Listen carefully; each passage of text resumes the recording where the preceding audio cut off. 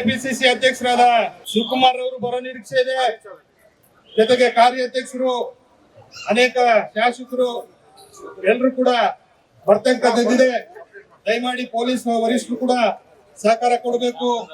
ಮಾಧ್ಯಮದ ಮಿತ್ರರಲ್ಲೂ ಕೂಡ ಈ ಒಂದು ಪ್ರತಿಭಟನೆಗೆ ಇಡೀ ಇವತ್ತು ರಾಷ್ಟ್ರ ಒಂಥರ ಎಲ್ರಿಗೂ ಕೂಡ ದಿಗ್ಭ್ರಮೆ ಆಗಿದೆ. ಯಾವ ರೀತಿಯಲ್ಲಿ ಇವರು ಅಧಿಕಾರವನ್ನ ದುರುಪಯೋಗ ಮಾಡ್ಕೋತಾ ಇದ್ದಾರೆ, ವಿರೋಧ ಪಕ್ಷಗಳನ್ನ ದಮನ ಮಾಡ್ತಾ ಇದ್ದಾರೆ. ಇದನ್ನ ಖಂಡಿಸಿ ಇವತ್ತು ಇಡೀ ಭಾರತದಲ್ಲಿ ಪ್ರತಿಭಟನೆ ನಡೀತಾ ಇದೆ.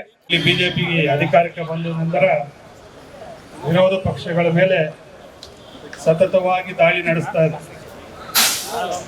ಏನು ಸ್ವಯಂ ಸಂಸ್ಥೆಗಳಿದೆ ಅದಕ್ಕೆ ಯಾವುದಕ್ಕೂ ಸಂಪೂರ್ಣ ಅಧಿಕಾರ ಕೊಡದಿರ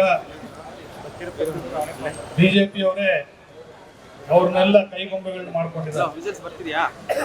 ಪ್ರಧಾನಮಂತ್ರಿ ನರೇಂದ್ರ ಮೋದಿ ಹಾಗೂ ಅಮಿತ್ ಶಾಗೆ ಈ ಎಲ್ಲ ಸಂಸ್ಥೆಗಳು ಒಂಥರ ಪಂಜರದ ಗಿಳಿ ಆಗ್ಬಿಟ್ಟಿದೆ.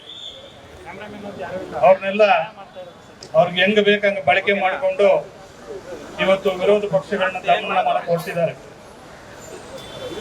ಯಾವ ಒಂದು ಹೆರಾಲ್ಡ್ ಪತ್ರಿಕೆಯ ವಿಷಯದಲ್ಲಿ ಹಗರಣ ಅಂತ ಕಡಂಭೂತ ರೂಪಿಸಿ ಇವತ್ತು ನಮ್ಮ ಪಕ್ಷದ ಮುಖಂಡರುಗಳಿಗೆ ತೊಂದರೆ ಕೊಡಕ್ಕೆ ಎಲ್ಲ ತರ ಷಡ್ಯಂತ್ರ ಹೂಡಿದ್ದಾರೆ. ಬರೋದಿದೆ, ದಯಮಾಡಿ ಪೊಲೀಸರವರು ಕೂಡ ಸಹಕರಿಸಬೇಕು. ನಾವಿಲ್ಲಿ ಶಾಂತವಾಗಿ ಪ್ರತಿಭಟನೆ ಮಾಡಕ್ಕೆ ಕಾರ್ಯಕ್ರಮ ಮಾಡ್ಕೊಂಡಿರೋದು. ಇದು ಬರೀ ನಾವು ಬೆಂಗಳೂರಿನ ಇಡಿ ಆಫೀಸ್ ಕಚೇರಿ ಮುಂದೆ ಅಲ್ಲ, ಇಡೀ ದೇಶದಲ್ಲಿ